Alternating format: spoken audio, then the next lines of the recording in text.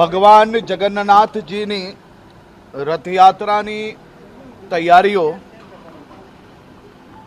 મંદિર ટ્રસ્ટ, ભાવિ ભક્તો, અમદાવાદ પોલીસ દ્વારા ખૂબ ડિટેલ્ડ પ્લાનિંગ પૂર્વક શરૂ કરવામાં આવી છે.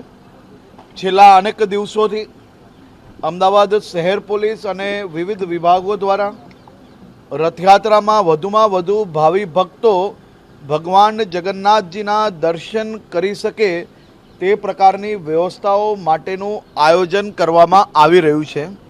આજે એક હાઈ લેવલ બેઠક જગન્નાથજી રથયાત્રાનું આયોજન માટે કરવામાં આવી હતી.